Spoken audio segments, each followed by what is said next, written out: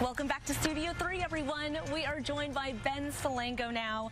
Ben, this place has such a special place in your heart. I absolutely love coming here. You know, this is the third year we've done this, and every year it gets bigger and better.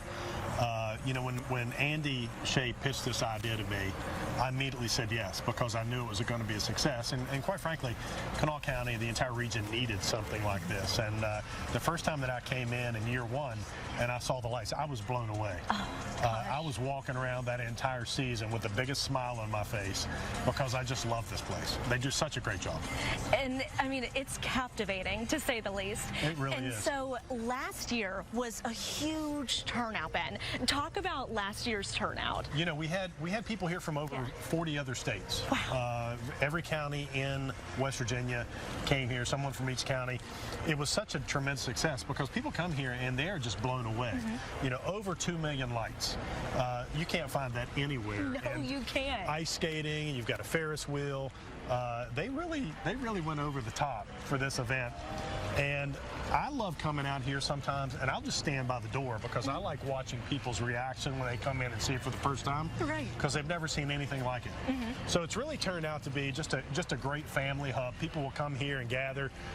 People are always also using it for business. You know, Andy Shea and the Dirty Birds, they rent suites for holiday parties and for special events, birthday parties, whatever. You can come here and do that. The list goes on, truly. Last year we brought 30 Japanese businessmen over here who had never seen Christmas lights before. Really? And so it was with the West Virginia Economic Development. When we came here, they saw it, they were blown away. And so that's all they talked about was the Christmas lights here at Dirty Birds Park. But that just goes to show, I mean, you could come here 10, 20 times, and no matter what, each year is going to be something a little bit different, a different display, a different experience. But it holds one thing true, and that is the same tradition that you can share with your family or a group of friends for the first time. That's right. You know, so when people come in for the holidays, you know, a lot of people have moved out of town. When they come back, it's a great place to bring them because they haven't seen something like this, particularly in West Virginia. You know, it's the largest light display in West Virginia, and they really do a wonderful job. They've got everything you can possibly think of. So lots of places for family photographs. Santa's going to be on site. You come get a picture with Santa. Yes, he is. If you're daring and you want to ice skate, go ahead. And if you're not, they have bumper cars on the ice skating rink. So you know, that's there's cool. Something for everybody.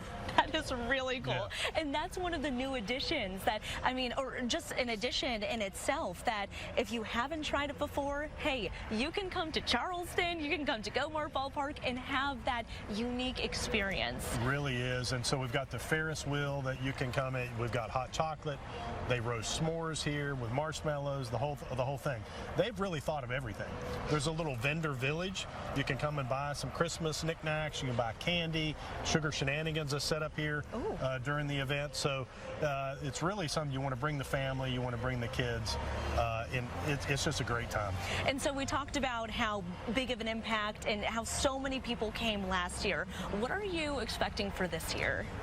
You know, hopefully it's going to be even more people. I mean, you had just so many people that came in last year, but people are coming back and the word is spreading. So each year it's getting bigger. You know, now we've got over 2.5 million lights, and I think you're going to see a lot of repeat folks coming in, but a lot of new folks too. And it's amazing to me that as soon as we launched the tickets for sale this year, people started buying them up because they wanted to reserve certain days. They want to make sure they're here for certain events. And they've thought of everything. They have nights for special needs children to come in where they, you know, it's not as bright, it's not as loud, so they can have sensory sensitive nights. They've got nights where you can bring your dogs, you know, so That's sweet. You know, several nights during the year they do that, so you can bring the pups in and take them around and show them the lights. That is just, I mean, that is perfect. If you want to throw in a little fun there.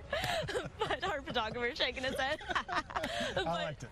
Right. But this year, you know, I feel like every year, you know, you expect something, you know, bigger and better. But, you know, that just goes to show, I mean, hey, it takes a village to put on something of such magnitude that so many people love. It really is, and it takes about 2 months to put the lights up. That's how many lights there are. So as soon as the baseball season ends, they start putting the lights up, and you know, it was made possible because of the city of Charleston turfed this field.